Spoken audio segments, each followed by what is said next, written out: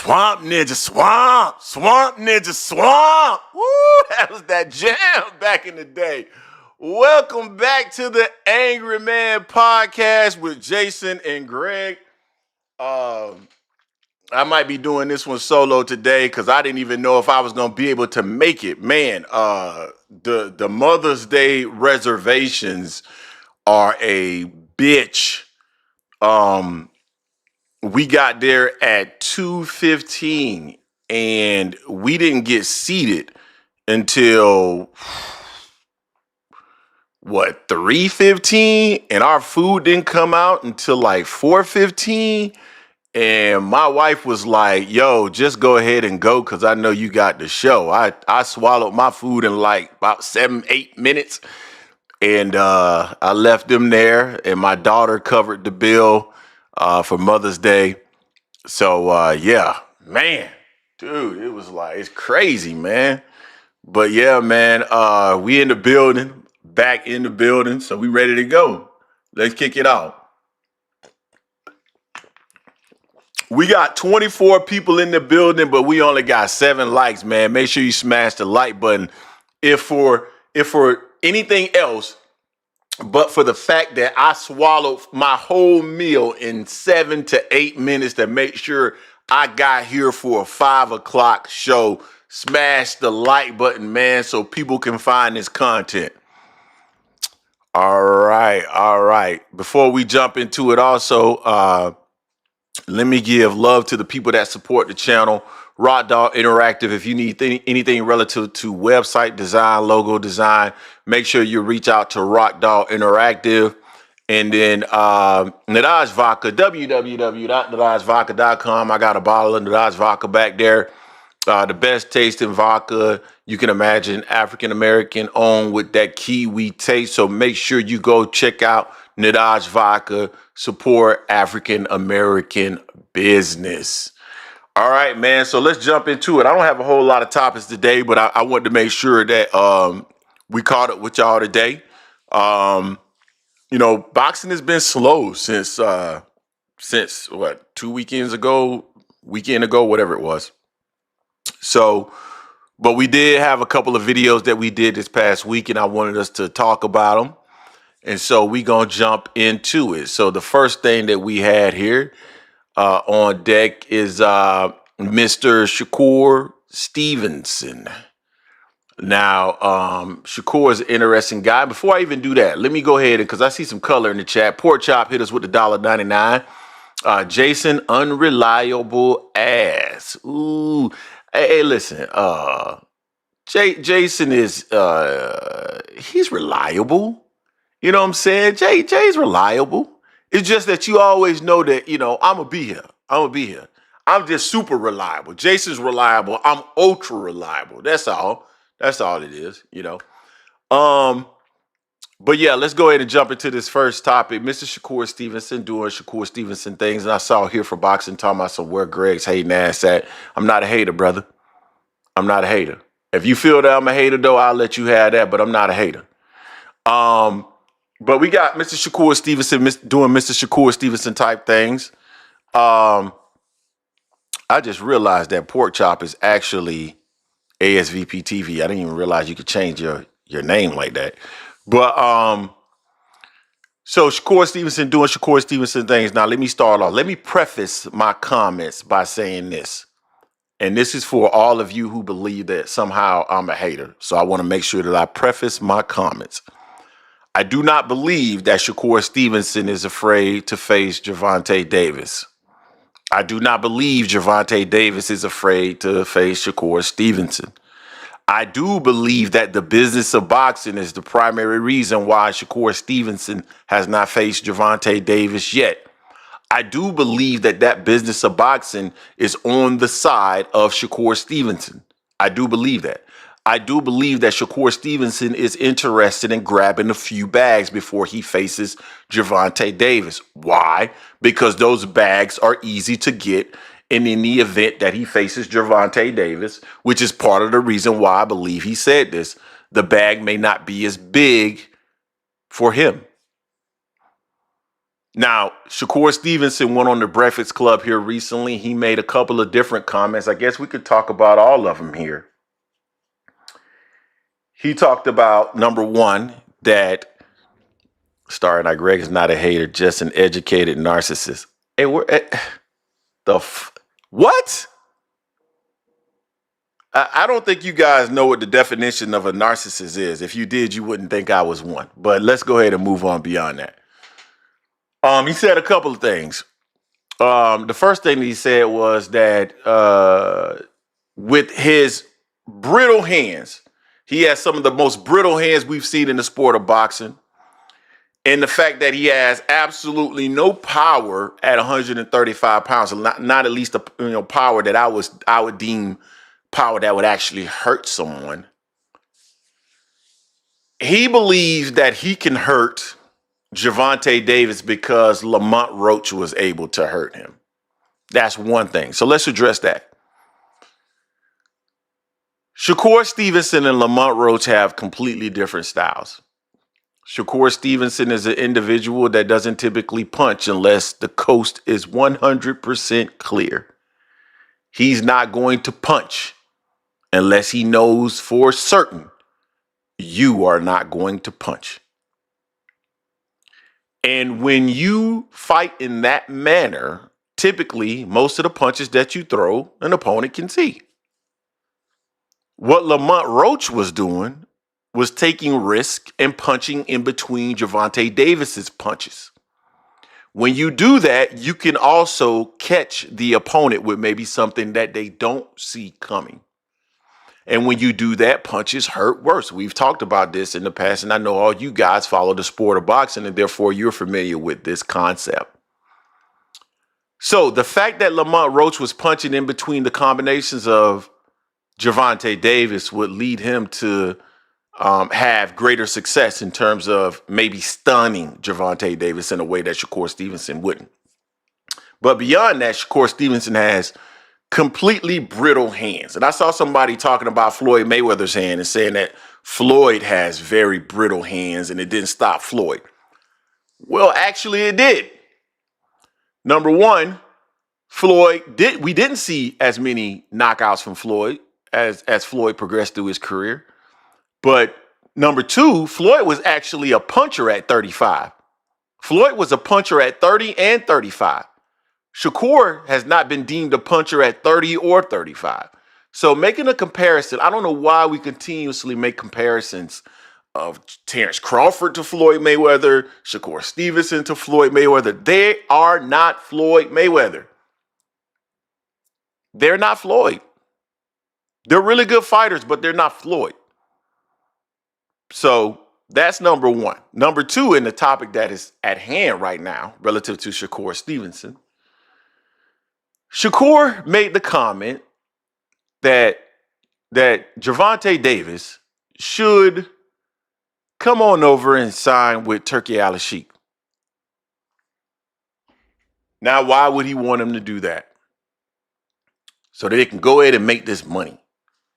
Now, again, I preface my comment by saying that I do not believe that either one of these gentlemen are afraid to fight each other. But when Shakur Stevenson makes these types of comments, the detractors of Shakur Stevenson will say that he's trying to duck the fight, because anybody in their right mind know that Gervonta Davis is not going over there to Riyadh because he does not have to, because he can get paid without that.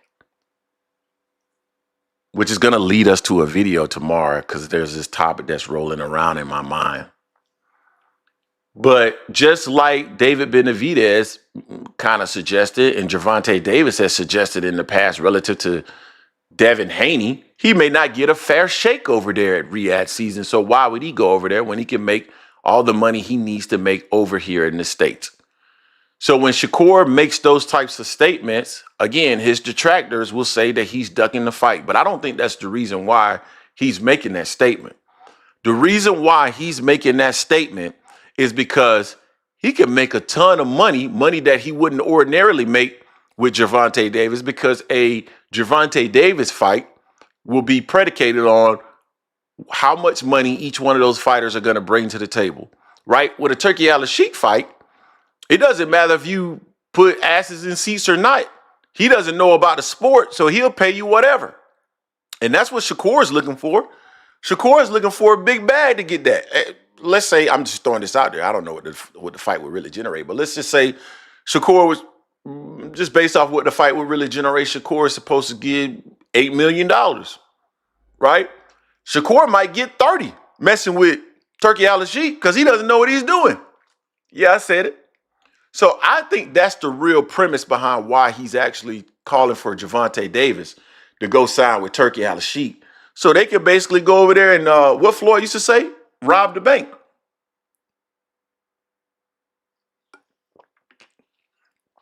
All these fighters are going over there and robbing that man blind because that man don't know what the hell he's doing. He doesn't understand. And Shakur is actually on the record. He stated on the same interview that Turki Alalshikh needs to understand the sport better so he can understand what the best fighting the best actually is. That came out of Shakur's mouth. We've been saying this for quite some time that Turki Alalshikh is not making the best fights in the sport of boxing. He's not.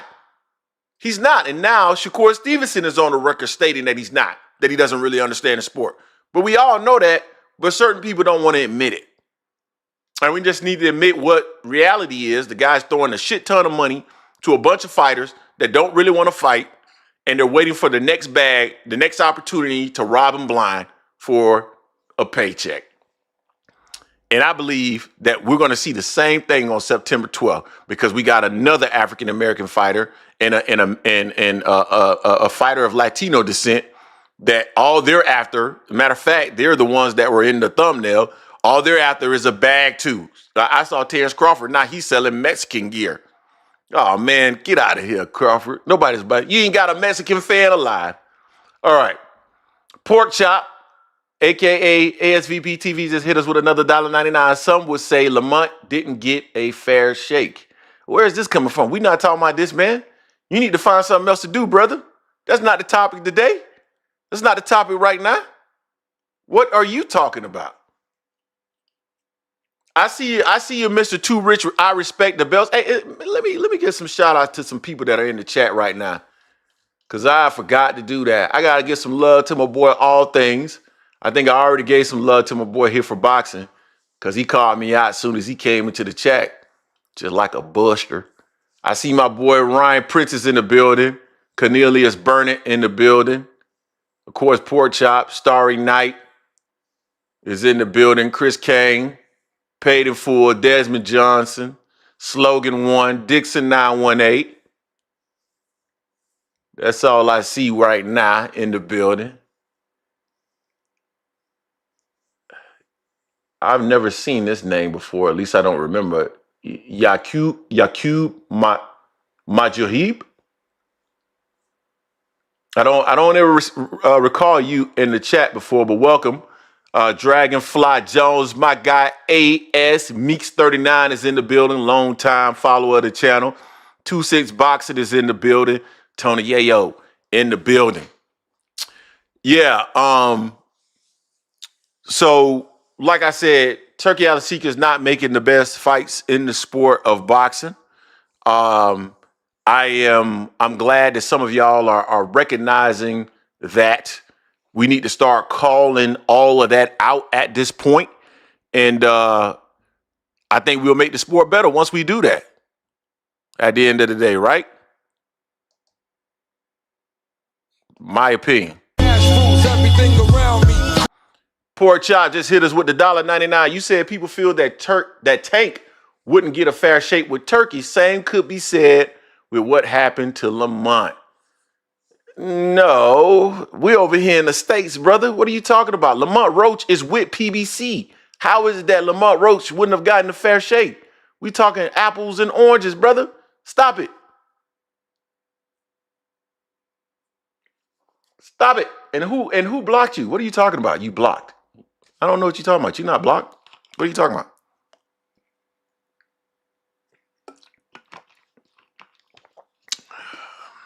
Now we want to talk about Lamont Roach got robbed. Come on, man. Stop with the nonsense.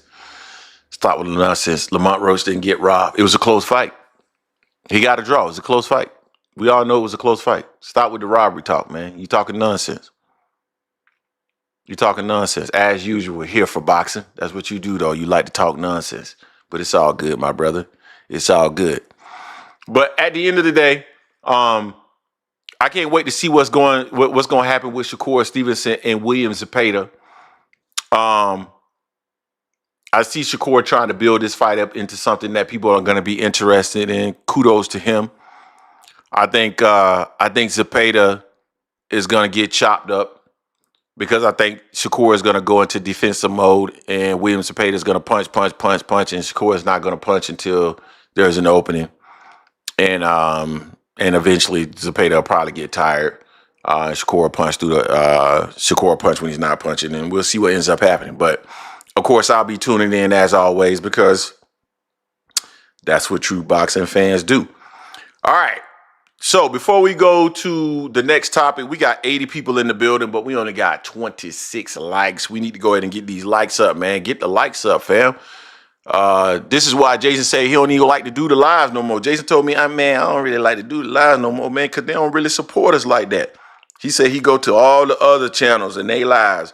And he said he goes to Blue Blood. He goes to Fanon. He goes to what's the kid's name that's with the Zone now? What's that dude's name? Man, I can't even think of his name now. Dude with the big eyes. Showbiz. He said he go to Showbiz. Say, man, they be getting love over there, man. Say, come to AM Sports Media, we won't be getting no love. And they say y'all say y'all love the channel. So what's up? Need y'all to get the likes up, man. Come on, man. Support the channel, support the grind. Support the channel, support the grind. I had to huff my damn food down to get here at 5 o'clock to start this live. I had to leave my wife and kids to get here to get this live. Come on, let's go. Get the likes up, dog. 31 likes and 78 people in the building. Come on, man. I had to rush off from my Mother's Day meal. My wife sent me off from the Mother's Day meal to get here for y'all. Come on, smash the like button. All right, so let's go ahead and move to the next topic. We talked about this a little bit this week as well. Teofimo Lopez. I don't know. I guess maybe I should, the fake racist. Should I call him the fake racist? The fake racist? Mr. Teofimo Lopez has been calling out Jaron Boots Ennis. Boots has not responded. I would like to see Boots respond. And we talked about this a little bit, and this got some people hot. Some people hot. Some people I really don't get. It's almost like I'm speaking in a different language. Or maybe I'm simply not articulating myself in a way that's necessary for you to really properly comprehend what it is that I'm saying. But Teofimo's calling him out, and I feel that Teofimo's calling him out for a reason. Teo must see something.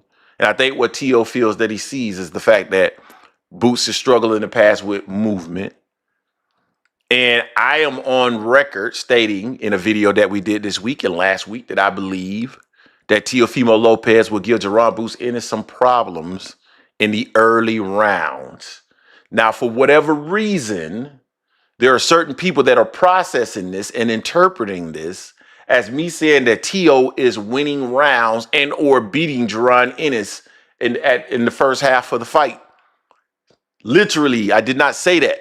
I said giving him problems, meaning it will take him some time to figure him out. Meaning the movement will give him some problems, meaning he will land some stuff that you guys will probably be like, dang, I didn't think he was going to be landing that. Yeah, some problems until Boots hits him.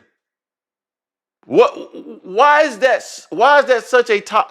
Why is that so hard to comprehend? You guys act like Jaron Ennis would just walk in there and just literally obliterate Teofimo Lopez. These guys are fighters for a reason. They're pro fighters. Now, Jaron Ennis will walk in there and obliterate me, but I don't think he'll walk in there and obliterate Teofimo Lopez. Why is that so hard to believe? I'm curious. Let me see what's going on. No, he would not, Greg. 2 cents. What are you talking about? And you know you my girl. Yes, he's too small to win. Yes, too small to win. He's not too small to give him problems with movement. Those are two different things. Giving someone problems with movement is completely different from actually winning rounds and winning a fight. That's what I don't, that's where I'm confused. So Dragonfly Jones, so he just gonna smoke him like a joint, huh? Like a pure blunt. Teo don't have to move like Corinne. He does not have to move. Like, well, since when is Corinne Chukazian all of a sudden like Sugar Ray Leonard and shit? Y'all act like all of a sudden he's Sugar Ray Leonard and shit. Teofimo Lopez is a better fighter than Corinne Chukazian. What are we talking about? What are we talking about? Good Lord. All I'm saying is that he'll give him problems for a few rounds. I'm not even saying he's going to win the rounds. Somewhere mid-round, 5, 6, 7, Boots is going to hit him. And then that's going to be it. But for a few rounds, the movement will give him problems. DPG show. This is what I'm talking about.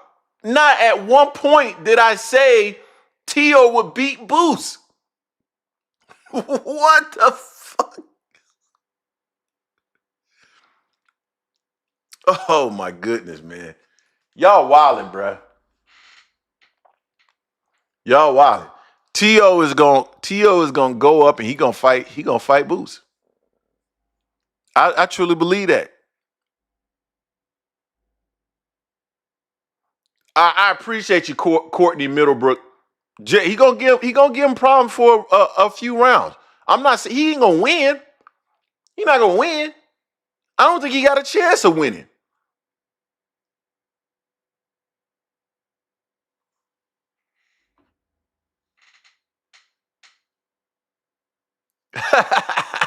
I feel you.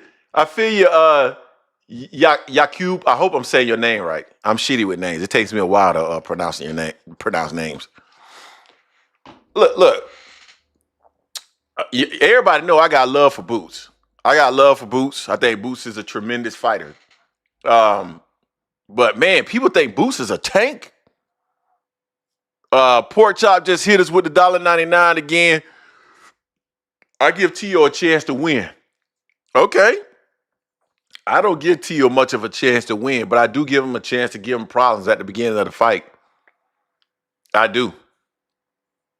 People act like Boots is a damn tank. Like we've seen, again, I got a lot of love for Boots, and I think Boots got a chance to be the guy at 147. Just like Brian Norman Jr. got a chance to be the guy at 147. But people act like Boots' game is flawless. I don't think Boots' game is flawless. We've seen where Boots has holes in his game. So the fact that people act like he can't be bothered, like you can't give him problems. And we've seen where certain types of skills give him problems. I can't track with it. 2 Cent just hit us with the $2. Teo will get the career beat out of him. It's possible, but it's gonna be in the back half of the fight. It won't be in the front half. It'll be in the back half.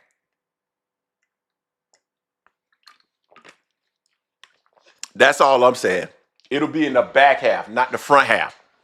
But I don't even think he's gonna get the career beat out of him because I think his daddy will stop the fight. I think Pops will stop the fight. But I would love to see Boots beat him down. Beat all that liquor out of him. Beat all that out of him. Because I'm not even sure if that's what he really said. But yeah, I would love to see that happen. I definitely want to see Boots beat the brakes off him. But I just think T will be a little bit of a problem for him Just the first 5, 6 rounds, something like that. Big Herm with the $1.99. Is T.O. going to run? Yes. Well, he'll every once in a while he's gonna stop and throw. It won't look like Devin. Devin's a track star. Okay, Cornelius Burnett. I give you fair point. Everybody has holes in their game. I would say Boots has significant flaws in his game. More than slight holes. Boots has glaring flaws. I'll say that. Boots, everybody has holes. Boots has glaring flaws. Anyway, so we'll see what ends up happening. It seems like Turki Alalshikh is interested in that fight, but you never know with him, man. He changes like the wind blows. And he's only interested in fights that really don't make any damn sense as far as I can see. So we see what we're going to get here in September. A fight that don't make no damn sense. But we'll see. Anyway, before we move on to the next topic, and I'm probably going to open up the phone lines a little bit earlier today. The show probably won't go for a full 2 hours today, only because I do want to get back to the family and the wife for Mother's Day later tonight because she's not going to cook tonight, so I got to make sure that my kids are fed.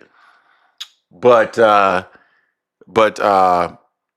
forget what point I was about to make. But anyway, we do have 89 people in the building and only 43 likes. So smash the like button so other people can find this content. And if you're new to the channel, this is the Angry Man Podcast and Sports Media, where you can always find us dropping boxing related content, and we can do it all here. We can do boxing breakdowns, we can do documentaries, we do short clips, we do shorts, we do it all here at AM Sports Media. We're the full package, man. We're like the Michael Jordan of content creation relative to boxing, whereas most of these other guys are like LeBron James. Yeah, they're like LeBrons. They ain't even LeBrons. They're like Steph Curry's. All they do is like do one thing, shoot threes, stuff like that. Anyway, Greg, you made someone cry. Read his comments. Who comment did I miss? I'm sorry. Who comment did I miss?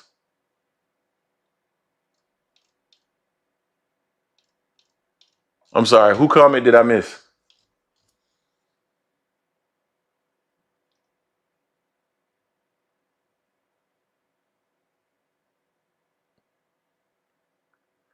I'm not sure who comment I missed, so my apologies if I missed somebody's comment. Was it a color comment?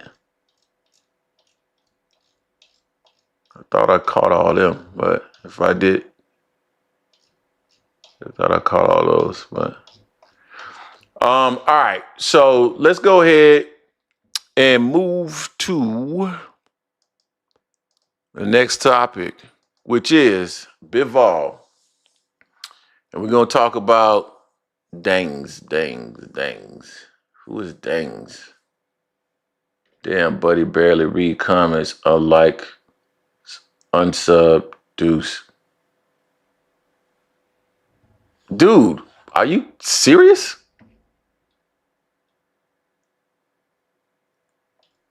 Okay, well, that's fine, dude. Like, I read as many comments as I can, and I don't pause to just read comments. Usually Jason reads comments when he's here, and I actually host the show. So my apologies if I don't read your comments. There's a lot of comments in the comment section, so my apologies if you felt the need that you need to unsub because I didn't see your comment, then you shouldn't be on this channel anyway. So, anywho, where was I? Terence Crawford and Bivol. So after the fight, where is Jason today? Hey man, Jason probably somewhere, man, taking a nap. Probably having a little dinner. Could be somewhere doing some stuff. Don't worry, Jason will be back tomorrow making content. So after the fight, Bivol was gracious enough to offer. I'm pissed off that this dude is really thinking I'm supposed to just stop here and just read everybody's comments. Like, what the fuck? Like, I'm just supposed to stop here and just read comments. Like I'm not hosting the show. Like, all I'm doing is reading comments. That pissed me off, man. I read as many comments as I can when I stop. The fuck? Like I'm giving an opinion.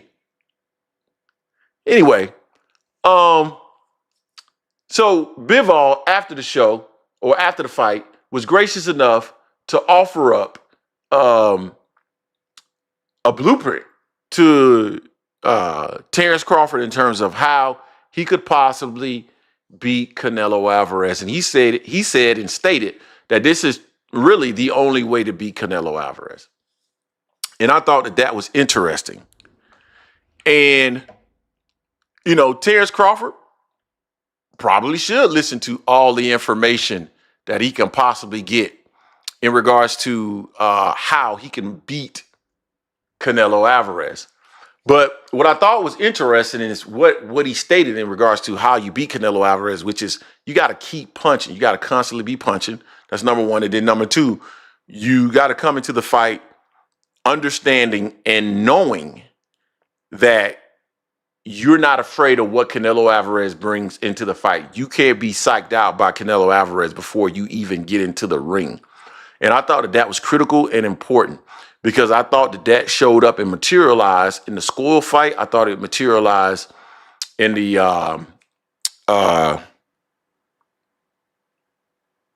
why am I losing Buddy name right now? I'm drawing a blank. Charlo fight. I thought it kind of showed up in the Caleb Plant fight a little bit. But that's important. You got to go into the ring understanding and knowing that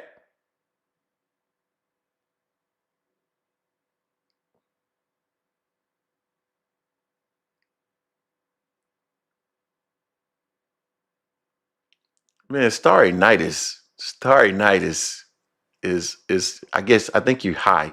But anyway, so I think that is critical in terms of what Bivol is saying. I think the part that is interesting, and you got to think about it, even if this is a blueprint for Bivol, is not necessarily a blueprint for Terence Crawford. And I think, honestly, if Terence Crawford were to follow this blueprint, I think he'd get knocked out. He's saying you gotta constantly be punching. You got to be punching. Punching at Canelo Alvarez is going to create openings for Canelo Alvarez to punch. And if you are creating openings for Canelo Alvarez to punch, I'm sorry, but at the end of the day, Terence Crawford is not in my opinion, Terence Crawford is not the most dynamic defensive fighter we've seen. He gets hit. If he were to punch with Canelo Alvarez, he's going to get hit. And in my personal opinion, he increases the likelihood that he gets knocked the fuck out. So, although I appreciate that information from Bivol, I think it's the wrong game plan. Now, Bernie the Boxer is actually on record here recently. We didn't do a video on this, but I thought it was interesting. He hinted towards that they were going to attack Canelo Alvarez, which again, I think is a mistake. Canelo is so interesting, man, because I see so many people breaking this fight down. And we're going to talk about, shout out to Glenn Johnson, the Road Warrior. We had him on the platform. Matter of fact, the interview dropped today, but I actually interviewed him this past week.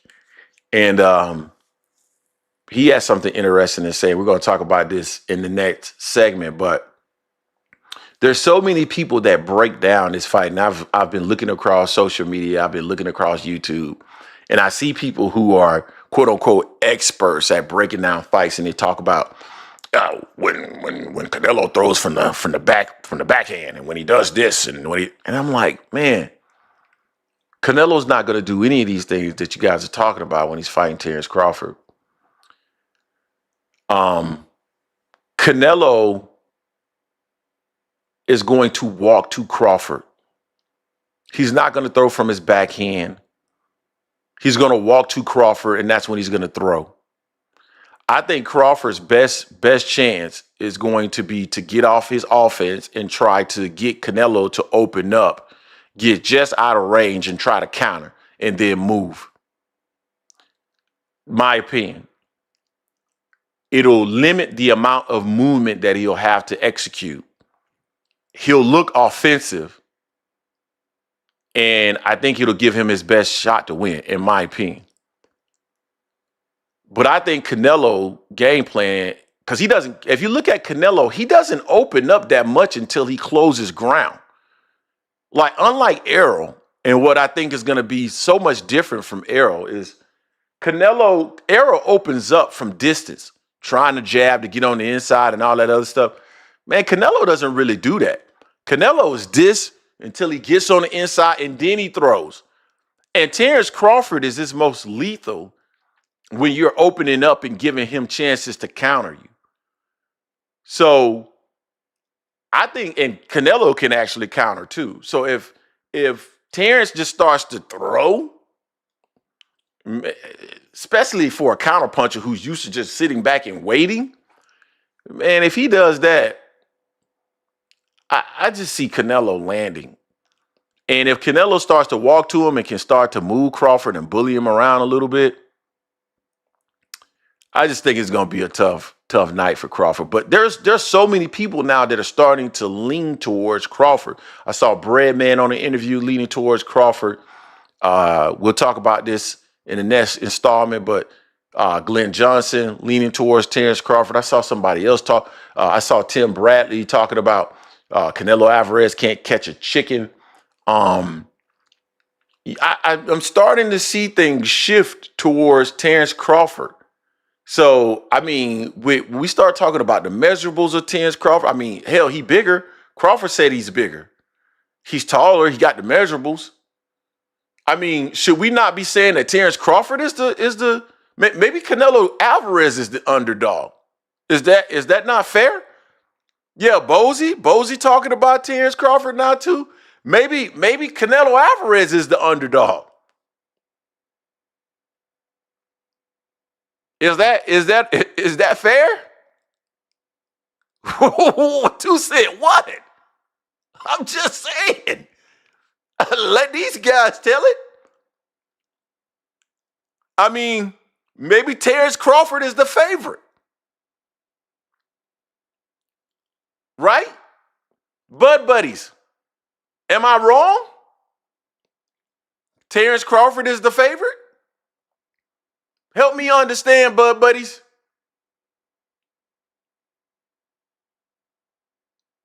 I'm waiting for the bud buddies in the comment section. Tell me, let me know. Is Crawford not the favorite? Crawford is bigger. He's told us. Crawford has all the measurables. You all have told us. And now we got trainers and fighters telling us that Terence Crawford is going to attack. Maybe he should be the favorite.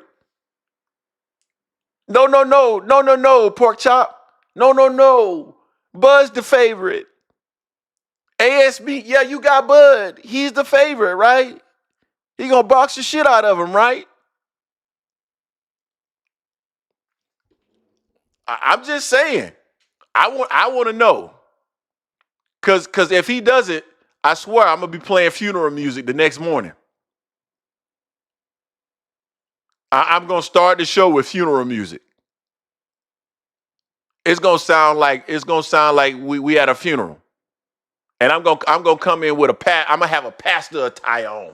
And I'm gonna deliver the sermon, muff. I'm gonna deliver the sermon. Mr. Vegas, I don't know what minus 200 means.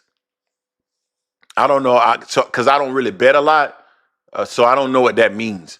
But it sounds like to me Terence Crawford should be the favorite based off of what I'm hearing from everybody. So Terence Crawford is bigger, he's stronger, he got a longer reach, he's more athletic, he's a better boxer. What else? Can fight from both stances. He's the favorite. That's where I'm headed now. Y'all absolutely right. You have convinced me. You have convinced me. Now, I don't want to hear nothing about Canelo being the favorite. He's slow. He's slow of foot. He's slowing down. He looks worse. He's smaller. He got a shorter reach. There's nothing to bet on. He's less skilled. But Bud can deadlift 500 and what? Bud is deadlifting what, 600-700 pounds?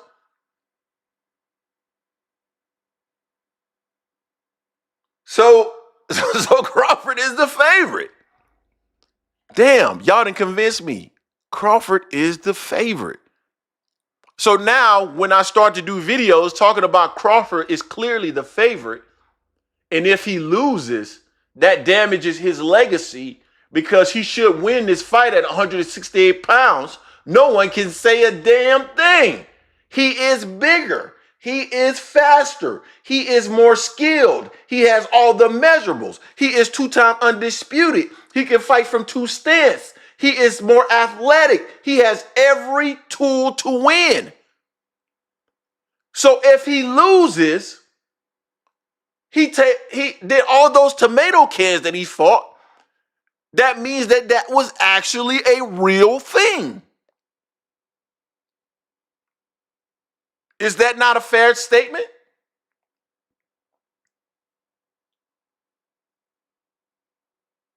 No, fuck the betting odds. Fuck the betting odds, Starry Night. Mr. I'm a narcissist, which I am clearly not. But fuck those betting odds. I'm talking about what you said. I'm talking about what all your bud buddies saying. That's what I'm talking about. If I listen to your bud buddies are telling me that Terence Crawford is the clear favorite.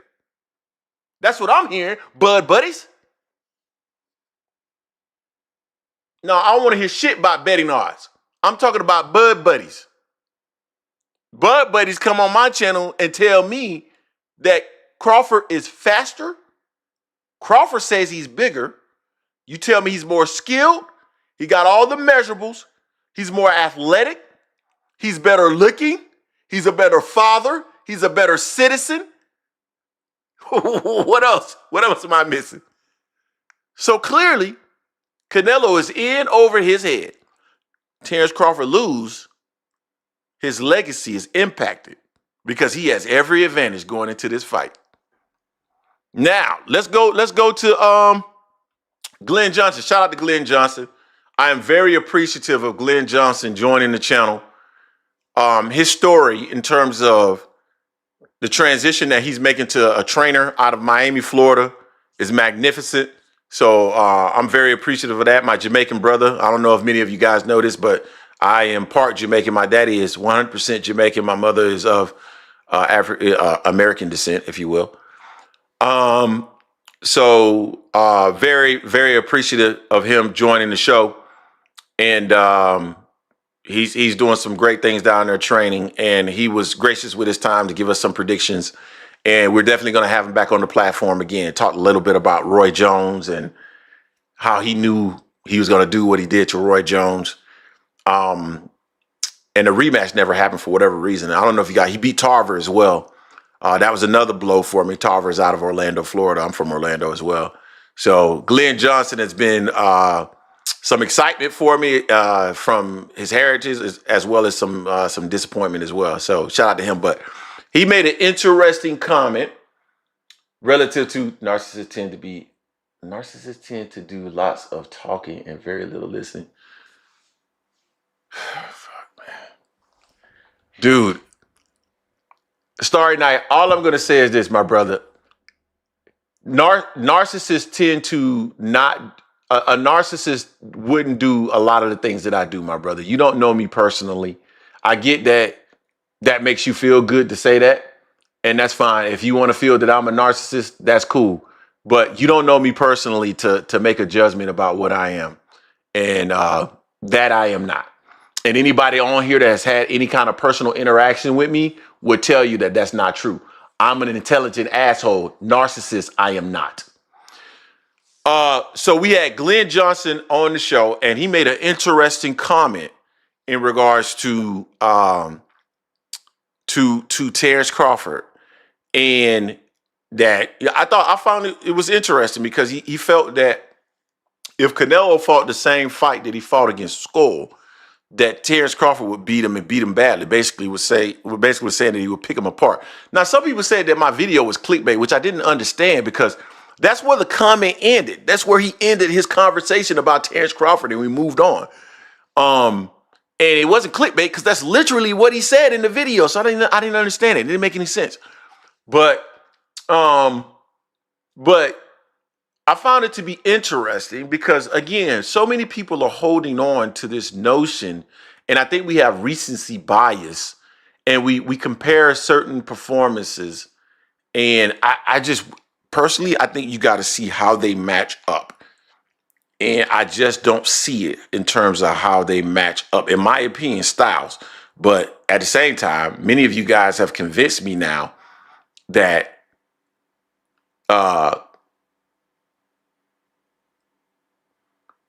he's delusional, but no narcissist.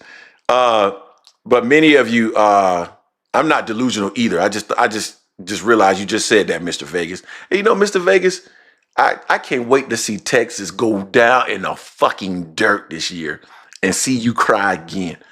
Anyway, the matchups are what's going to be key. And just because one fighter fights in a specific type of way doesn't mean that they're going to look that way against a different opponent.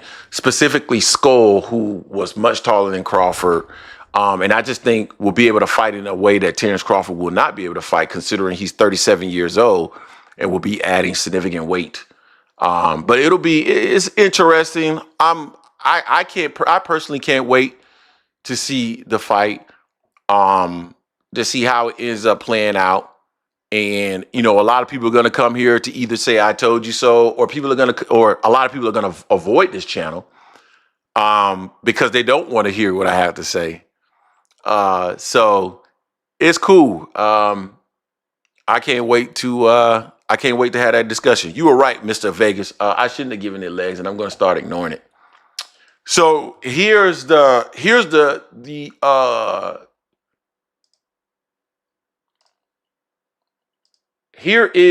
I'm pinning the call-in number to the show.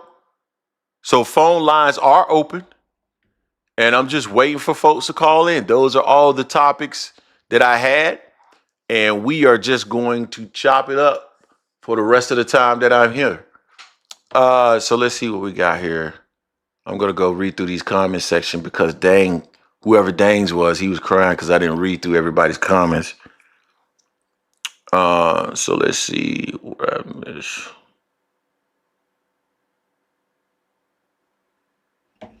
Okay, I think we got a Bud Buddy just entered the building.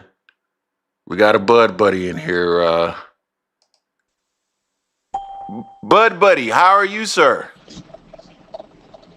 Hey man, don't do all this trying to flip flop over. What am I doing? And all this trying to switch up. I'm not switching up. Side, man. What are you talking about? I'm not on any side.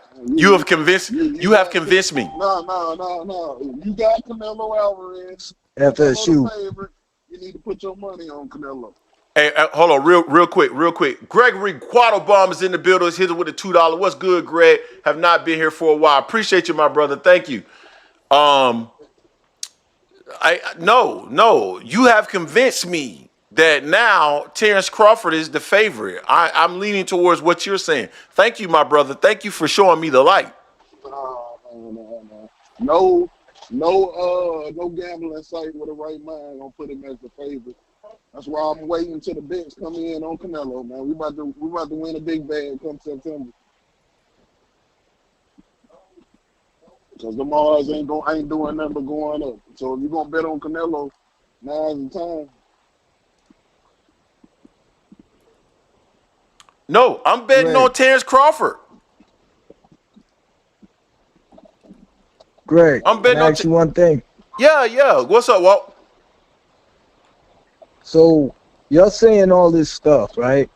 I think Crawford's gonna win the fight. So if Crawford wins the fight, are you gonna come on the next day like disrespecting him, or are you gonna give him this props? Or are you gonna say he was on snack? What are you gonna say? Are you gonna really, because your build up with Crawford is so bad right now that it looks like there's nothing he could do to win the fight in your eyes. Because every time somebody says they see him winning a certain way, you say that can't happen. So if he does win the fight, are you going to come on the next day and just be flatline about it? You say, yeah, he did his thing, he won the fight. Are you going to have excuses why he won? Or I want to see if he's going to get his props. I just told you I'm picking Crawford. You ain't picking Crawford, man. You hoping, you got toes crossed, you probably having everybody praying that you're going to lose in the fam. You know you ain't picking Crawford. No, I still hope he goes into the dirt, but I'm picking Crawford now, man. Y'all convinced me. He done got so many fights wrong that now he's trying to put that bad mojo on Bud. That was that. I ain't got too many fights wrong, nothing. I can't. I'm sitting here. If you look at Canelo, the way he's moved in the last few fights, Crawford ain't gonna have to dance around a lot to beat him. He's just gonna have to stay out of range and pick him apart. Because Canelo's really flat-footed. He's still got power, but if Crawford keeps him off balance, he's gonna land at will. And once Canelo gets hit with a couple of shots, he goes into that shell. Okay, he gonna land on Canelo at will. Okay. No. I said when he does land, Canelo, when two punches come at Canelo, if you watch fights, he puts his hands up like earmuffs. So I'm not saying he's gonna do that the whole fight, but he just has to keep giving him different angles. Okay. Canelo hates guys who move and give angles. And so Terence Crawford. So Terence Crawford at damn near 38 is gonna move all night, and he's just gonna keep giving them angles all night, moving all night, and he's just gonna pick them apart. Greg, he doesn't have to move all night because Canelo fades after like the 7th round. He throws way less punches. If Crawford in the first 6 to 7 rounds can outpoint him, it's gonna get easier for him in the second half. Canelo will start throwing one shot at a time, like he did it with Bivol, and like he did. I forget the dude. That's how he fights now. He's not the same. You're putting Canelo like he used to be, like throwing 3 and 4 punch combinations. He doesn't do that anymore. Hey, okay, and can I ask you a question? He gonna stop Canelo, man. I mean, I don't think he's gonna stop Canelo. I just think he's gonna outpoint him. He gonna be on that one knee come the 10th round. Can I ask you a question? I don't see that. Can I ask you a question? So you just made the statement that I'm thinking about the old Canelo, yet you aren't thinking about. No. I'm not saying Crawford is gonna move like old Crawford. He doesn't have to now because Canelo doesn't move anything like he used to do. But you cut me off. I'm saying that at 68 pounds, you don't know what Crawford is going to look like. I'm not talking about just how he looks in terms of movement. But you don't either. I'm talking about speed. Exactly. But so my thing is, you don't usually, Greg. Exactly. You don't think Crawford's been staying heavy for the last year now? You don't think he's been working on his body to move at that weight? He's 37. You think he's just sitting at home saying, I'll be good? Hello, is this on? He's 37. Yeah. Yeah, but he's a 37 dude who hasn't took a lot of punishment. He's still 37. He's still 37. I don't give a shit. You still 37. So Floyd sucked when he was 37? I'm not saying he ain't Floyd, but he still moves. He ain't Floyd. He ain't Floyd. I know he's not Floyd, but he's not a bum. You're talking like he fell way off. Listen, Floyd is I need this nigga to get knocked out, man. I need this nigga to get knocked out, man. I'm so tired of hearing from these motherfuckers. I want this nigga to get put in the soil. Damn, I'm so tired of hearing from you cats. Greg, I ain't gonna lie, man. I was an Arrow fan, but you turned me into a real Crawford fan. I always thought I'm Crawford glad was you. good, but you hate I'm glad the you. dude so much. I'm glad You you're a hate on Crawford him fan. like Devin Haney fans hate on Tank. And I I'm don't get glad that you. from you. You used to I'm never glad you're a be Crawford like fan. that. No, I don't Now hate you on hate Terence on Crawford. like Devin Haney fans hate on Tank. I don't care about Terence Crawford. I keep telling y'all. Y'all don't understand. I don't care about Terence Crawford. I hate his fans. I hate ASVP But you TV. don't push it to his fans. You push it to him. I hate ASVP TV. He knows I hate him. He calls me and I tell him I hate him. Hold on, we got 943 in the building too. What's up, 943? Hey, they're too rich, man. Too Rich, what's going on, fam? Man, what's going on? What's going on, man? Chilling, man. I Chilling, was just man. calling, speak on it. I told you weeks ago, man. I say, as far as betting, Crawford's not the favorite, but I even assume by fight night, he'll be the favorite. But me, I didn't listen to social media, right? But if you listen to social media, everybody say, well, Crawford's gonna outbox Canelo, or all you gotta do is stay on the side and pick him apart. People could see a clear path for Crawford, but when they try to say what Canelo gonna do, everybody just say the weight. They can't give a clear path, and I'm saying this was the same thing happened with Tank versus Roach. When I was saying that Tank is not gonna be able to open up Roach because he's a boxer. But when most people, when they say, okay, well, all Roach got to do is outbox Tank. Everybody knew that. But when it came to what is Tank going to do, it wasn't a clear path. He was simply, Tank, go knock him out. And so I think if you listen to the people, they tell you what the story is. And I'm just saying it's a clearer path to see for Crawford to win than it is the Canelo. So I would ask the question, it ain't what Crawford got to do. What is Canelo going to do to beat Crawford? Thank you, Like, brother. do you Thank have you. it Greg, to a man that ain't never been beat. Greg thinks all he got to do is land one time and it's over. So I just don't get that. Crawford's No. a way more skilled fighter. No. I've been watching Canelo his whole career, and the skill level is not even close. No, that's not true. And I mean, we're gonna see on fight night. We're gonna see on fight night. And then after the fight, I don't want y'all to say, man, Bud was just there to get paid. Bud was just there to get paid. I don't want to hear none of that. I don't want to hear none of that. Nah, that was Jamel. That was Jamel. Yo, the sad thing about this is if Crawford wins the fight, Greg gonna come on the next Sunday morning talking about all kind of excuses. He's gonna say Crawford Okay. He's gonna say Canelo had an off night. No, okay. Hold on. Hold on. I gotta let somebody in. But hold on, Court. I think this is Court. But hold on, before we go there, dude, how many times have you heard me talk about Terence Crawford and Snack? The next day you are, because No. How many times you heard that? It's gonna be so deflating from what you've been talking about. That you're gonna have to make up something. No, I'm not gonna be deflated because I don't care like that. I don't care like that. You might not be talking about it, but every other hater gonna be talking about it. Yeah, they'll be talking about it. I'm not gonna talk about no Snack. And listen, the only way I'll talk if say Canelo had a real injury, hold on. The only way I will say something that doesn't look right about like Crawford is if Crawford goes in there, he's floating like a butterfly, and everything he's throwing at Canelo is hurting. Yeah, that's not right. Some will be odd about that. He always float like a butterfly and swing like a bee. Not three weight classes up. Hey man, some of them just got it like that. No, fuck all that. I ain't trying to hear that. Now, if he wins, I won't take nothing away from him if he wins. And I'll give him his pride. Say he moved up. Greg, listen, honestly, when does Canelo fought somebody as skilled as Crawford? It's never happened. Floyd Mayweather. Floyd was the only dude that Floyd was skilled. Canelo's fought tomato cans for years now. And so we is see him Crawford. get in with one guy who could box. Bivol beat him 12-0. Crawford fights tomato cans it's too. It's like Canelo doesn't fight guys who got really good skills. It's like remember when I forget when the dude his guy trained was fighting Shakur, and Shakur beat him up. They asked Canelo what he could tell that guy. He said, I don't know what you do with guys like that. Hey man, I'm gonna make a shirt, boy. This nigga better not become one with the soil. If this nigga become one with the soil, it's gonna be hell. It's gonna be hell for y'all. Man. It's gonna be hell. I'm telling you.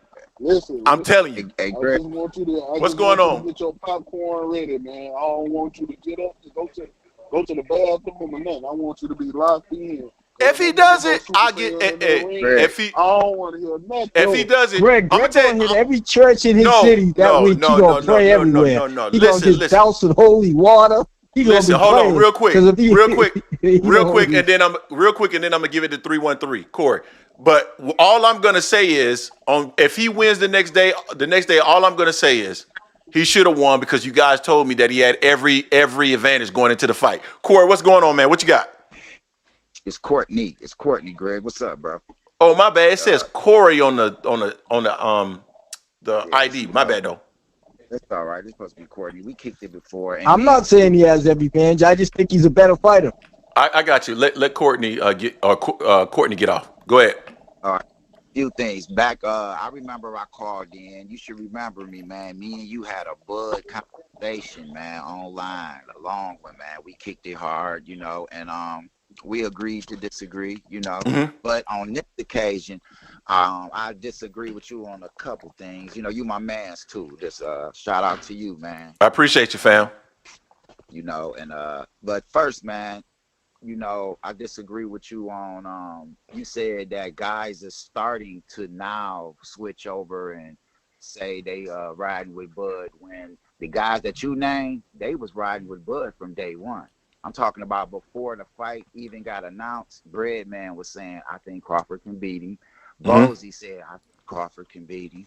I mean, every guy you said, including myself, I believe that. But I ain't here to convince you nothing. I want to, this the question I got for you. And another thing, you just mentioned the age. You said Bud old. Man, you make it seem like Bud fighting a younger cat. They around the same age. They're like a year apart. So like Wrong. age shouldn't make a difference, Wrong. They're 3 years And apart. all right, 3 years ain't much though, man. They went to high school together. Think about it. 3 Canelo years. got like 80 fights, man. They in the same age bracket all day. Again, so that means that when Bud was a senior, Canelo was a sophomore. Come on, let's keep it 100 in here, man. Oh, man. But we're gonna speak on years. We're gonna talk on boxing years, not just Okay. age, but boxing years. And in boxing years, Canelo got like 72 fights, right? Mm-hmm. I mean, he been fighting since he went pro when he was 18 or younger. I think it was younger, but he got so much wear and tear on his body. Come on, man, But that's another thing too. So you're gonna speak on age, speak on boxing age. Let's speak on how many years that Canelo been boxing. How the hell do you measure boxing age? How do you measure that? By career mode, meaning how many fights they had. Canelo. Yeah, but how do you know how taxing those fights were? Okay, well, it don't matter. It's wear and tear. Boxing is boxing. We hitting it. And then look, wait, we talking about Canelo. Canelo don't fight like hit and don't get hit. Canelo trying to engage. So every fight Canelo he's gonna get. Every fight boxing match he has, he's gonna get hit. Period. So we can't and to say about Crawford when he fight, he more hit and don't get hit. So Canelo had 46 amateur fights. Terence Crawford had like 200 and some. Should we add those two? We could, but it'll just make Canelo look even worse and worse. No. It actually makes Terence Crawford look worse because he had more amateur fights. Go ahead. I'm sorry. Go ahead. No, I'm saying Crawford had more amateur fights, way more. Canelo didn't have many. Okay. So, but listen. That's because let's speak on that. That's because Canelo went pro earlier than everybody else. We're at a very young age. And listen to this. Okay. When you fighting in the amateurs, we all know we ain't turning over on our punches when we in the amateurs. We pity patting points. No. When you go pro is when you still training. Pity patting in amateurs. Ain't nobody coming out with no black eyes. You still training. You still training. And I will argue that most of Canelo early fights were cans. Okay, they was cans that was punching. Because we talking about amateur fighting and pros. When we talking about the pros, the boys turning over on their punches. So I don't care if he was fighting a So tomato can, man. He was fighting a pro tomato can. He wasn't fighting a pro. I think you putting way too much on that. But go ahead. Okay, wait. But you putting way too much on the age because it's a 3-year age difference. And the point of me saying that is the only reason me making that point is to tell you if you're gonna look at that, then look at how Canelo look like he fighting in mud, man. Nah, hold on. The reason why I use age, why I'm using age is because typically with age, I don't care if you 3, 4, 5, whatever. Usually with age, all of a sudden you hit a cliff. The next day, you just hit a cliff and it's over. So yeah, 3 years is a big deal because all of a sudden Crawford could hit that cliff, gone. Okay, now pause. It's a big deal if Crawford was fighting Boots. It ain't no big deal when Crawford fighting Canelo, man. Who's 3 years age different. But you know why? The reason why is because both of them is at the same cliff. They both at the edge together. They there. No. And we both. No. Hold on. We all agree. Wait. We all can agree on this phone, right now on YouTube that if Canelo lose 9 times out of 10, he's gonna be ready to retire. Canelo at the end of his career. Crawford at the end of his career. We all know this. That's why they make a perfect fight. No. Canelo gotta get it back in blood. That way Bud can get 2 paydays. Hold on. I gotta let somebody else in too. Hold on. Real quick. Yeah. Though, Greg. Yeah. Hey, I'm gonna drop off. You can let somebody else. Gregory, All right, go ahead. Can I get this? Yeah. Get your. I want you, Greg, to do this for me. I want Greg to ask yourself, how do you think Canelo is about to beat Crawford? Because you always saying, well, Crawford can't do it. So I want you to tell me what is Canelo gonna do in that ring to whoop Crawford? Because we all know. Go ahead. He gonna walk to him. He's not gonna give him many openings for counters, and he's gonna throw once he gets close enough to actually throw. And when he's on the inside like that, Terence Crawford won't have the actual reach and extension to really nail on those counter shots. And he's gonna break him down and get him up out of there. That's how he'll win. Simple. All right, now can I respond to that? Listen. Yeah, go ahead. I want you to. What I want you to do is this. I want you to really look at Canelo the way you look the way you research your boy who Bud just fought and what's my man name from Texas? You know you love him, Earl. The same way you study Earl, I want you to study Canelo like that because Canelo don't counterpunch no more. He ain't a counterpuncher like he used to be. Canelo pity pat. You hit me, then I hit you. You get off, then I get off. If you gonna sit there with him, then that's what you gonna do. You gonna sit there with him and trade back and forth. And what he do is just hit on you. And look, when have you ever seen Crawford ever in life get run from something or just sit there, get hit on, play pity pat? No. It ain't happening. And this is the thing. The same way you say that think Canelo got the advantage because he's so bigger, you got to understand the advantage that Crawford gonna have coming from the lower weights being so much faster. I'm talking about it's the same way it's a big difference of weight. It's a huge difference of pace when they fighting. I think it's gonna be worse than your boy Earl in a sense because how Canelo fight. He gonna be because he gonna throw his thinking that there ain't no counters coming the way they're gonna come, but Crawford's so much faster than him.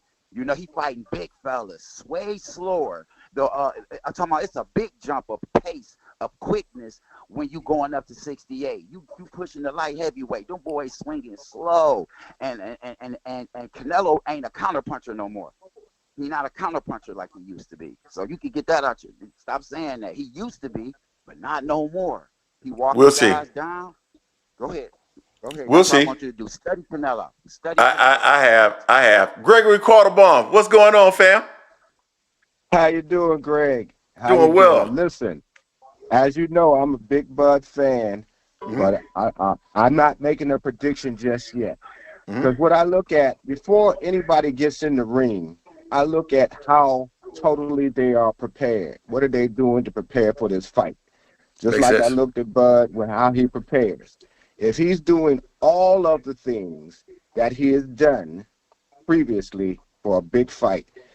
And certainly with Canelo, Bud I know he done put on the weight. He got to get it solidified now. If he's still is he still wrestling? Is he still swimming? Is he still lifting weights? Is he working on his footwork? Is he sharpening up all of those attributes that he has? He is the better athlete. But what I still concern myself about it, and I'm not going to make a prediction yet, can he still take Canelo's punch? Just because you put on the weight doesn't mean that you're strong enough to absorb the punch. And Canelo can punch. We just have to be honest about that. Same thing with Canelo. Canelo is going to prepare a little bit differently for Bud than he has for previous fights. He has to understand Canelo has a history of being outboxed. So he knows he's going in the ring with somebody who can punch and somebody who can box. I don't know if Crawford's punch can really hurt Canelo, but can he keep Canelo off of him with that punch? And how many times does he have to do it in order to keep Canelo backing up, slowing down, etc.? So I'm looking at that aspect of the fight right now because I don't know how they're preparing. Right now, if I was to say how they was going to fight, I would say Canelo has the advantages that have already been fighting for some time at 168. Who Canelo has fought at 168, all of those guys aren't cans. And even if you want to call them that, they're still bigger and they still have been stronger than Bud is just coming up to 168. And in my opinion, he's coming up from 147 to 168 because that fight with 154 that he had, he wasn't really acclimated. And I've already said he did not look as good as I expected him to look. So now we're taking another jump again. Well, actually 2 jumps. So to me, he's coming from 147 to 168. So if he's as prepared as he is, and he usually does, if he uses all of his athletic abilities and he sharpens those things, I'm not sure what else he needs to do besides do some more swimming because he needs to have that muscle that he's putting on to be long and lean. And that weight has to be evenly distributed so he can move around without being top heavy. Because I've seen fighters who've gone up who are very good, but when they put on the weight, you're going to lose something. And that's just part of your body changing over a period of time. The age difference, the 3-year age difference can be telling. Canelo has a lot of fights. I haven't seen Canelo really, really get hurt. I think the hardest he's been punched that I can recall was with Triple G and the accumulation of punches that Bivol put on him. Those are the 2 fights that I remember that he was really sort of pushed back, stunned a little bit. So we can't say Canelo's taking a lot of punishment in the ring. As you were just alluding to, it's the training. When you're training, that brings some age to your body as well, because you have to break your body down in training to build the muscles and so forth back up. So that is going to be a factor too. How are they training, and are they training where they don't overtrain, nobody gets any injuries, et cetera, et cetera. So it's the preparation part that I'm looking forward to. I know Bud will let you see how he's getting prepared before I make an assessment. And the same thing with Canelo. Canelo's a professional. You might not, some people may not like him, some people don't like Bud. I don't care either way. What those guys do to prepare for this fight is the only thing that's important. And so I probably will give you a prediction about how I think the fight's really going to go probably around August. But I'm happy to see the fight happen regardless of whether Bud's trying to get a big bag and retire or whether he wants to just challenge himself. Whatever way it goes, actually it's going to be challenging himself because I don't think he's not going to wilt like I think Charlo did. And I don't think Charlo was that prepared in the first place. He just saw opportunity and they put it on him. I think Bud is going to be better prepared, and I certainly don't think he's going to wilt because he doesn't have that kind of mentality. But then neither does Canelo. Canelo never really wilted, even when he was losing against Mayweather, he kept trying. When he was losing against Bivol, he kept trying, and he still bruised Bivol up, and Bivol was a little bit bigger than him. So you have to take all of those things into consideration, and then when you see them come in the ring, the first, I'd say 3 to 4 rounds will give you a really indication of how that fight's going to go. Overall, you got two guys who got a lot more inside of themselves than people are giving them credit for, especially Bud. Because there's a lot of people who don't like Bud because of the Victor Conte stuff and how he's talked and shouldn't talk, et cetera, et cetera. But I'm looking at the athlete, the fighter, what he's capable of doing, what his mentality is. And once that happens, then I'll know. Like I said, I'll know by the time we get to about August to make a prediction on that fight. That's my take on it right now. Appreciate that take. Real quick. Crawford's gonna have to prepare for Canelo, like Bivol said, throwing dirty, throwing arm shots and hip shots. Guys who can move, Canelo, that's his way of trying to slow him down. Arm shots and hip shots. Hey, real quick, guys. Hold on, real quick, guys. I got to get some love to somebody's in the building right now. Marcus Walker, the father of King Cam Walker, is in the building. He just hit us with the $10. Appreciate you, fam. Y'all need to go check out King Cam Walker, a young, rising 140-pounder. We did an interview with them. Please, Marcus, drop his Instagram in the comment section. He's down there out of Miami, Florida, and Glenn Johnson is his trainer. Y'all go check him out. Now, what were you guys about to say? Sorry about that. Let me say this. Oh, go ahead. No, I was just about to respond. I think that the dirty tactics that will take place in boxing, and a lot of fighters sometimes find themselves doing it once or twice. I think Crawford will be prepared for it. And that's why the MMA training and the fact that he actually is a wrestler, has wrestled, will help him, because you have to get in close to get dirty. And getting in close means I got the same opportunities to get dirty with you as you try to get dirty with me. So that's where the counter, you could call that counter punching. You being dirty, I'm going to be dirty right with you to let you know you just not going to be the only one. Yeah, that makes sense. Let me say this. Go ahead. Let me say this, Greg. Yep. I'm out. Y'all have a good one. All right, Walt. All right, when you look at Terence Crawford and that team, they're gonna come in with a game plan. A lot of fighters say they go in the ring, they just kind of react to what happened in the ring. But the great ones, they're gonna have a game plan. So he had a game plan against Errol Spence. Errol Spence had a few tails. Well, with Canelo, you said it yourself. He's gonna walk toward Crawford. He's gonna be in the high guard. He gonna do the same thing Pitbull do. What they call a touch and counter. Soon as he feel Crawford touch them gloves, he gonna look to open up with that left and counter with that left hand. In that split second, he opens his arms wide. It's going to be a split second for Crawford to land, just like he did with Errol Spence when he got on the ropes. Errol Spence opened up, and in that split second, Crawford landed that uppercut. I can see the same thing happen with Canelo. They're going to bait him in to open up to throw power, knowing that power is going to be a tad bit slow, which is going to give Crawford a split second to hit Canelo with something Canelo don't see. Crawford don't have brute power. The power comes from hitting you with a shot that you just don't see that's going to be sharp. So I think he got a chance to hurt Canelo early, but let it go to after 6 rounds. Let it go 6 rounds, Canelo power going to drop off dramatically and then jump on him. By 8, 9, man, we're not going to one punch knock him out. We're going to overwhelm him. And hopefully the referee called the fight off. Okay. I don't think that ref wants to get tore apart trying to call our fight off, but I look forward to the fight. Like I said, I'm going to wait to see how my man prepares. If he's doing all the things I've seen him do, that will boost my confidence, because confidence to me always comes from your substance.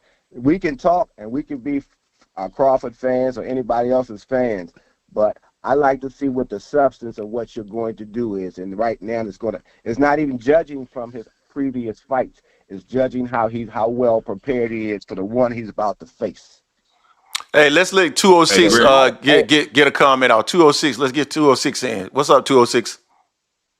Hey, what's going on, man? So look, Greg, you keep bringing up age and 37, all this other stuff like that. And that's cool. Age is a thing.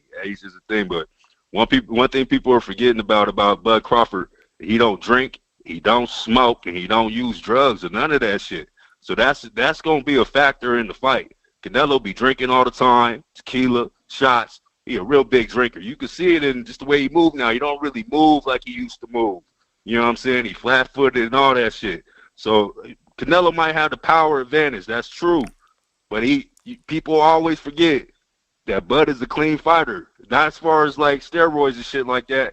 But I'm saying the motherfucker don't drink, he don't smoke or none of that. So his age ain't really gonna be that much of a factor. That's all I gotta say about it. Okay. Oh, and another thing, Bud gonna come in the ring at 160. So he's not gonna be the size we saw him. They planning on coming in the ring at 160 or 161. Can I ask y'all a question though? Like, if none of this come to fruition, right, and he becomes one with the soil within 6 rounds, are you all going to be back here on Sunday? That's all I want to know. Am I going to see y'all? I just want to. Oh yeah. Okay. Oh yeah. I want everybody to come back because I know Gregory Quattlebaum. I know you'll come back, but some of these other guys I'm not so sure about. Like Mr. Too Rich, I don't think I'll ever see him in life again if he becomes one with the soil. Nah. I'm here. Cause you know what? I give Canelo say 20% chance to do the Amir Khan. Well, Amir Khan was getting off beautifully. Then Canelo just caught him. I give him 20% for that. I give him 20%, like you say, Terence Crawford standing there a little too long, and Canelo catch him. I think that's the only way that Canelo wins, a puncher's chance. I do believe he got a puncher's chance, but that's it. Okay, we're gonna see, man. Like I hear what everybody's saying, and if you guys are saying, hey, listen, fights have to be fought, and at the end of the day, you never know what's going to happen. I see a lot of people that call in.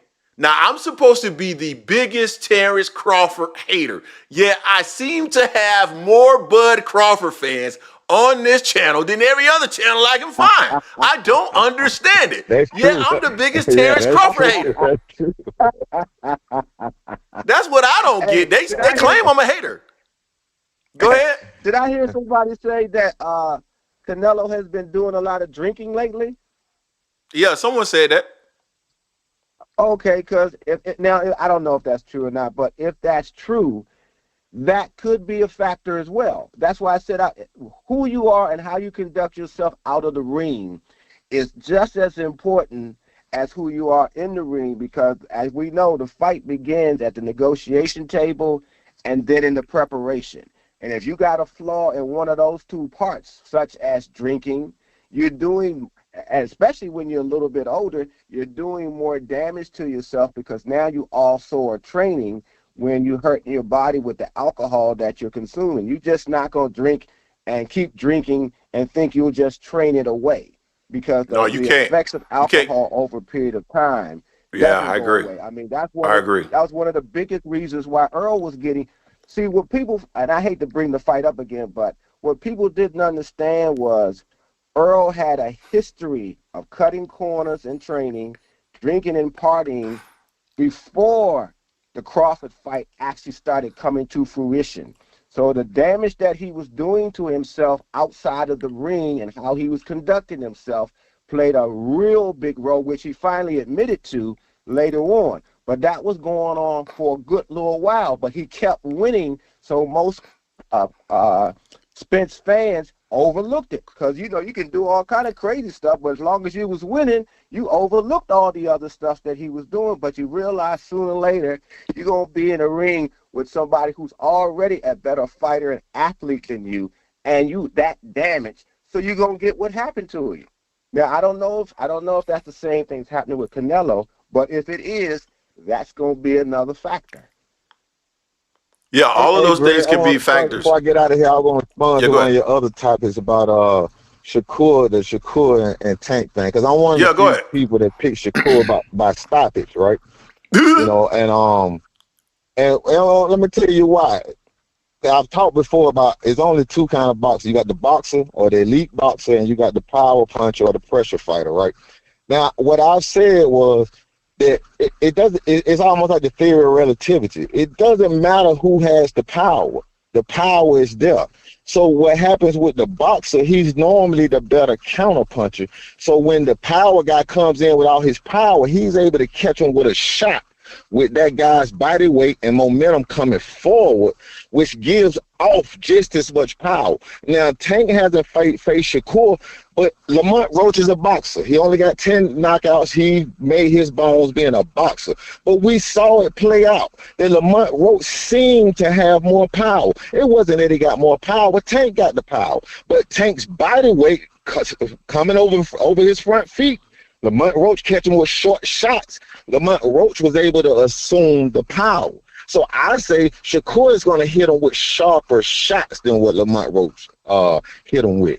And I don't necessarily see Shakur stopping him. I just should see Tank taking too much damage that he quits on the stool. He just won't have it in him to keep going. And I'm gonna tell you something, man. This is too rich. This is the most sense Mr. Too Rich is. Yeah, this is the most sense Mr. Too Rich has ever made in his life. I'm seriously. Since he's been calling in. I recognize his voice. Yeah, this Mr. Too Rich. Usually he don't make no damn sense, but today he making some sense today. They don't like me. I don't get blocked off these channels, man. I don't agree with you. I don't cook no fighter. All I do is talk about boxing and the styles. I don't say nothing bad about no fighter personally. I don't cook fighters. I don't do nothing. It's the style. Styles make fights. You know what I mean? I disagree with what you're saying, but it makes sense what you're trying to say. I get the logic behind what you're saying. I disagree that that's going to happen, but I get your logic. I don't. That's the logic. I don't think Shakur's pillow-fisted fight punches is going to do a lot to stop Tank. And it should they ever even fight, but as you know how the business goes, they may not fight until next year or 2026 at this point, because we're getting more fights in words over the internet than you are getting in the ring. But I think that Shakur needs to be 100% healed. His hands has to be as healed as possible, even if that there's a possibility anybody can win. But if there was going to be a possibility for him to win, he can't come in that fight with damaged hands or hands that are only healed 85%, because I think that's what they were doing to him earlier. He was taking fights when his hands weren't totally healed. And that can do some damage to you down the road if you keep fighting and you're not letting your hands fully healed. And then you're going to get in there with a guy who can punch, who got power, who can hurt you, and you don't have enough to keep him off of you unless you're just going to run and hold. And heaven forbid, and I never have brought this up but once, I have yet to see anybody do what Henry Akwande did to Lennox Lewis, but that's one way you could either win the fight or get disqualified. So I don't think Shakur would do anything like of that nature. And if anybody knows what I'm talking about, Henry Akwande held Lennox Lewis so much and for so long they just disqualified him. They couldn't take it no more. If you ever see that fight, he was a British fighter named Henry Akwande. It was like Lennox was his wife or something. I think I remember that fight. You remember the fight? Yeah. I think I remember that fight. Yeah, I think I remember that fight. Oh, that was awful. And he never fought again after that either. Yeah, I should say. My thing is, it's, and I said this earlier. It's all about the styles of the opponents, and like I hate when people say, "Okay, I just saw this guy fight against this guy, and now I don't know about him against this guy." When in reality, the guy that he just fought, they don't fight anything alike. And it's really, you got to look at what this guy does and what this guy does and see how they mesh. And sometimes, like, I'm going to use Errol and Terence as an example. And Jason will vouch for this. And you can hear it in the fight breakdown that I did. I said Errol was going to have to go through fire to beat Terence Crawford. If you actually listen to the fight breakdown, I said he's going to have to go through fire to beat Terence Crawford.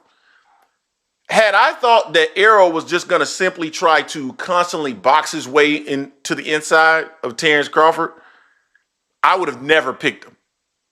That's why I kept saying that he has to use his high card and kind of walk him down and limit the opportunities for counters, which is what I think Canelo's going to do, because that's how Canelo fights. Arrow was constantly trying to jab his way in, which just kept giving Terence Crawford opportunities. The way you match up is very important. And to your point, Greg Quattlebaum, how people prepare, and I don't like to give predictions until I see people actually at the scale, because I like to see people right next to each other. I like to see size right next to each other. I like to see how guys look in terms of their facial feature structures, how they look dehydrated. I like to see all that before I make a prediction on a fight. And so, to your point, the negotiation table, all the way through the end of camp to when you weigh in, all of that matters in terms of who ends up winning that fight and the styles of the fights. So that's why, would I be 100%, would I be surprised if Crawford won? I wouldn't, because I do see a path for Crawford to win. But the people talk as though Crawford has like 8 or 9 paths. I see a path. I see a style for him to fight to win. I do not see Crawford. I see Crawford being able to constantly stay on the outside of his power. But actually, Mr. Turich, I think may have mentioned this. I think it was you, where you basically try to tap him to get him to open up.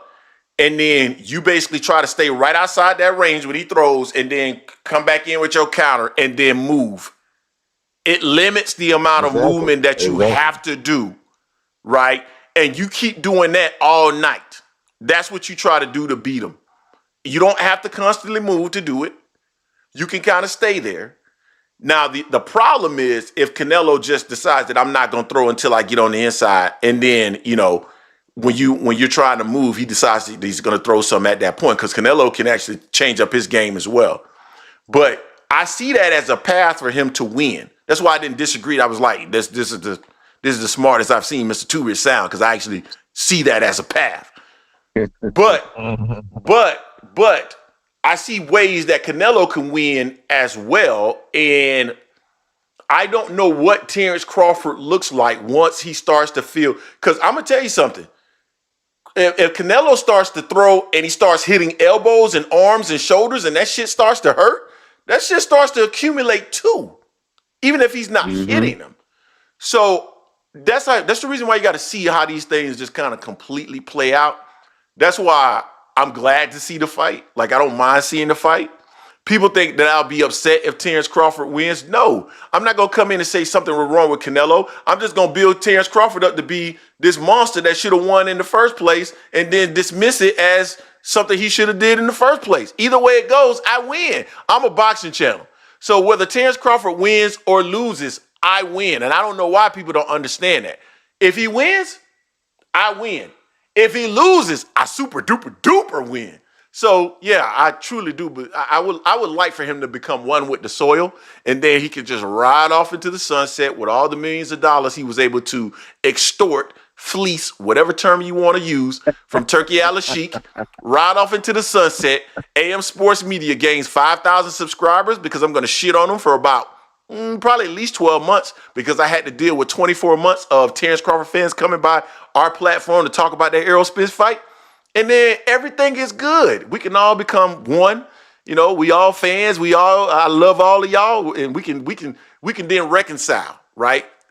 AM Sports Media and Terence Crawford fans can then reconcile.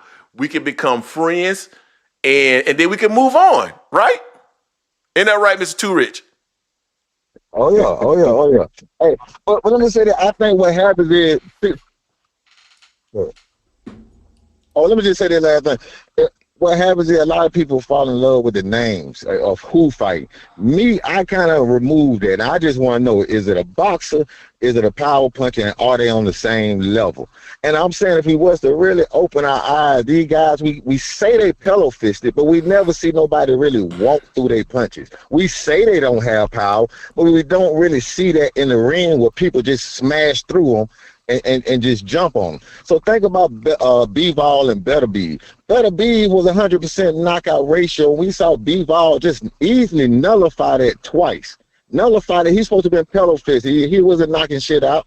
You see what I'm saying? We saw Tyson Fury demolish Deontay Wilder.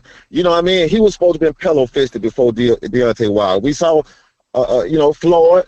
And even with Lamont Roach, before then, people were saying Lamont Roach was or he didn't have a lot of knockouts. So what I'm saying is the boxer have a ability. We say they don't have power. It's because they don't put their back into the punch. They punch and retract. So it's out in. So it's just like with Tank and Roach. Tank had nothing to slip. What are you going to slip? He retracted his arm too fast. He's not falling over his front feet and giving you a chance to slip. So it's hard to knock the boxer out because you have to open them up first. Now, with that said, Canelo's going to be a little tight. He's going to be tight, you know, because he's looking to counter. So Crawford is going to have to open Canelo up a little bit. You know what I mean? So that's what's going to put Crawford in the fire. I just think they're going to plan for it. I only think Canelo got a left hook and a right hand that he aimed at the waist. He looked down at the stomach, and then he swing high. He's just an easy read to me. You know what I mean? Hey, real quick, and I'm sorry. This to what you said. I gotta go back to what you said about Wilder. Wilder was known as a power puncher. Wilder was known as was being touted as a knockout artist. The problem with Wilder was he didn't have a good delivery system because he was knocking people out. And he wasn't working on. He had Mark Breland at the time training him, but he wasn't working on his on his boxing skills. That was Wilder's really biggest problem. It wasn't that he didn't have power, because that's what he was known for, but because he fell in love with all I need is one punch to get you out of there, and it was working. When he finally got in the ring with somebody that it didn't work for, that's how he had the fiascos that he started having with Fury. So it wasn't so much that he was never known as a pillow-fisted fighter.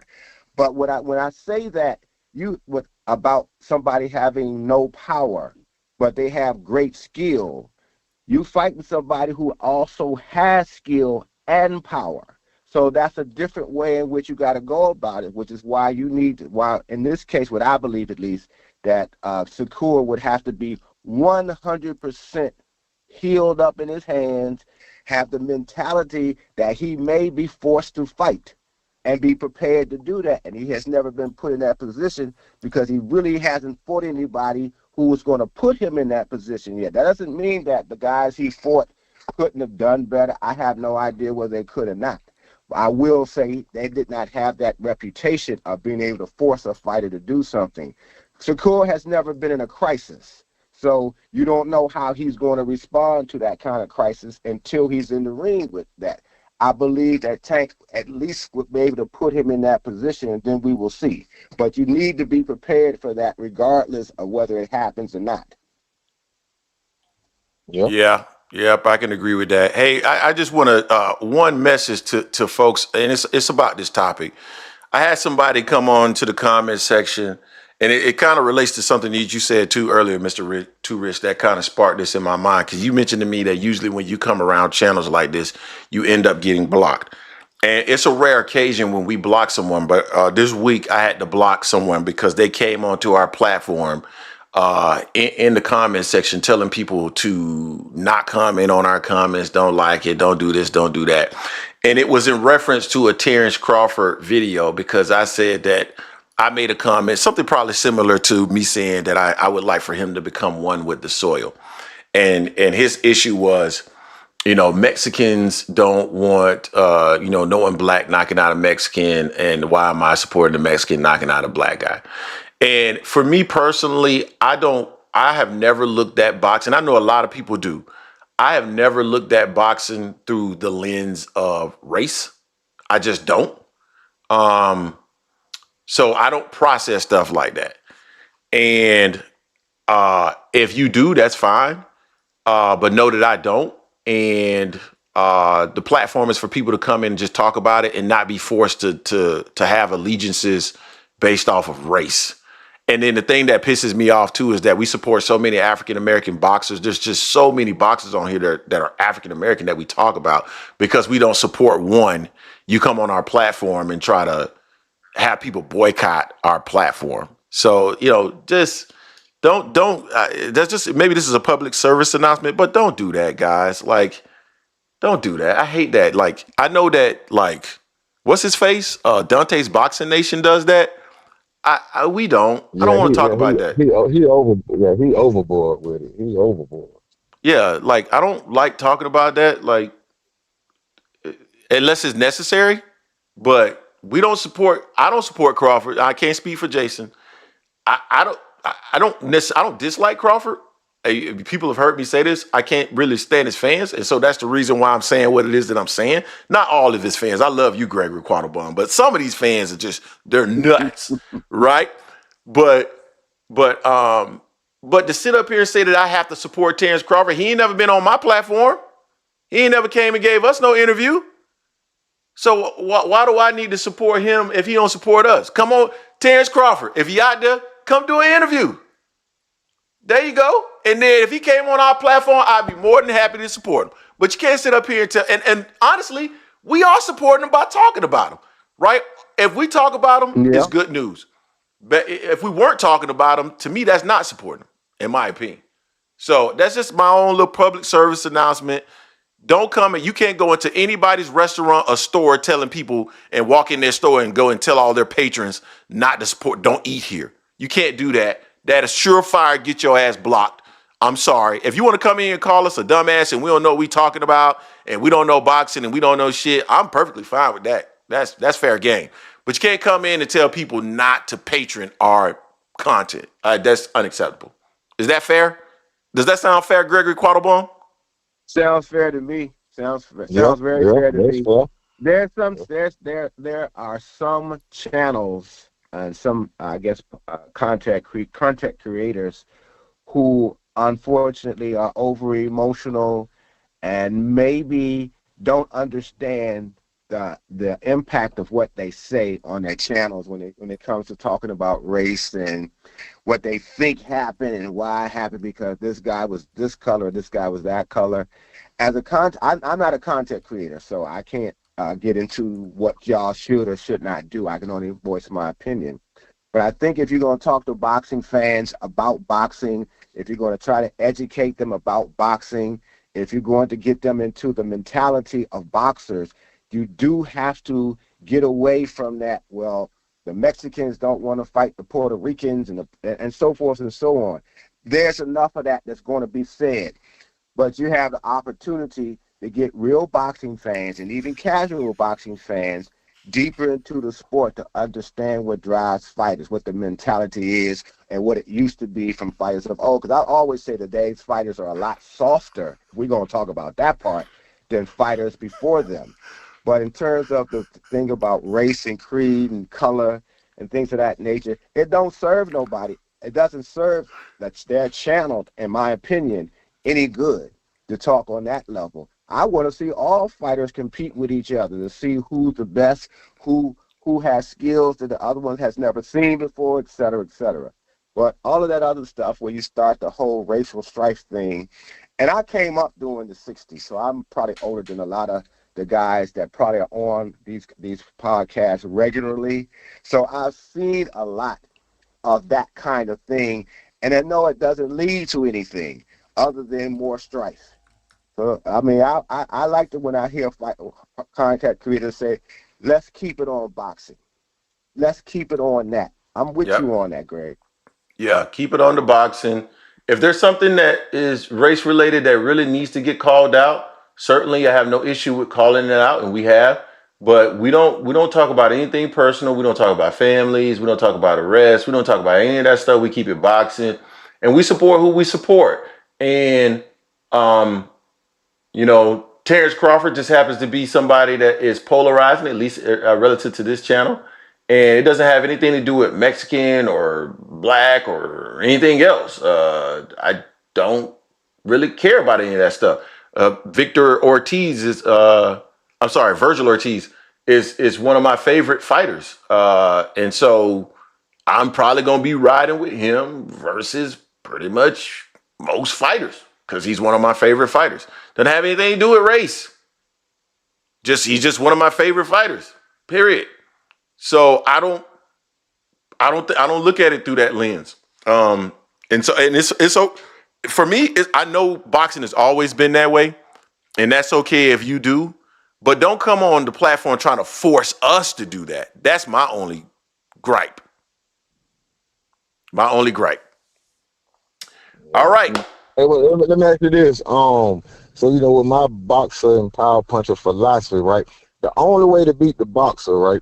You have to overwhelm him. Like, never allow him to get into his boxing thing. Like, overwhelm him. Like, so with that said, to be honest, I'm see what y'all think about the Zapata and Shakur fight. Because if my theory is that you got to overwhelm the boxer, can Zapata overwhelm? Because I actually gave Schofield a hot shot because I thought he could make the fight so ugly that Shakur never got a chance to box. So do y'all think Zapata can overwhelm Shakur? Man, I don't think so. You got to yeah, have the power to do that, first of all. And I yeah. don't think Chapeta has the power, and you have to have the discipline and skill. You just can't rush in and go in throwing, a lot of punches trying to brawl with a skilled boxer because you can easily get picked apart that way as well. If you have strength, if you got power, if you can take punches, and if you have that kind of momentum, there's a greater possibility. But I don't think that fits Cepeda at all. So Yeah. when I've thought about fighters that have been able to break boxers, they typically have a combination of attributes. They have a high work rate, and they have a combination of either work rate and power, work rate and high level of skill, or work rate and a granite chin like Margarito. Those are typically the guys that end up breaking down and eventually getting a boxer. I don't see Zepeda falling into any one of those categories. He just has a high work rate, but I don't see him as a high work rate or like a pressure fighter with skills. Like Cotto was a pressure fighter with skill, high level of skill. He's not a pressure fighter or high work rate fighter with a granite chin because we just saw a guy that doesn't punch that hard, put him down. He's not a pressure fighter with a lot of power like who was a pressure fighter that was had a lot of power. I can't think of one that comes to mind right now, but pressure fighter with a lot of power or pressure fighter with a lot of power and it's awkward like what was the kid that put Broner down, beat Broner, and then fought Floyd? I'm losing his name Yeah, right now. Madonna. Medina. Yeah, Madonna. Madonna. That kind of guy can also become an issue. This guy doesn't have that Yeah. because, like, if he had a high work rate and power, even if he didn't have a granite chin, it would make Shakur a lot more hesitant to throw because he could get caught with something in between. So I don't think so. I think he ends up probably stopping Zepeda. Yeah. Plus, you got to have you had to be well conditioned to do that. Yep. If you remember when Donier fought Rigondeaux, if you remember that, that was a Herculean effort that Donier had to put in to finally even knock Rigondeaux down in that first fight for only that round.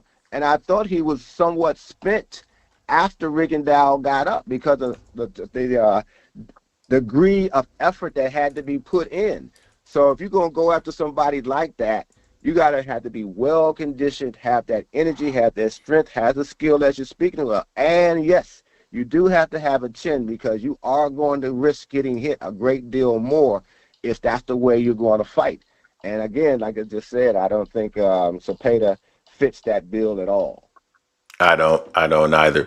Anyway, I man, think it's this the time for fight us to make to. Shakur look good though. If he ever I to look agree. good, this is the fight that's gonna make. I agree, and I think that's the reason why he wanted this fight so bad. Hey, man, we're going to go ahead and wrap this one up, though. We almost at 2 hours. I want to give 2 cents some love. She hit us with the $2 trying to shame fans into supporting Crawford. Pathetic. Appreciate you all. Appreciate Gregory Quattlebaum, Mr. Too Rich, and everybody that called in today for the show. More content, of course, is going to be dropping later on this week. I'm doing a little bit of traveling this week, so I'll be on location as we drop for the next couple of days, but certainly content will be dropping.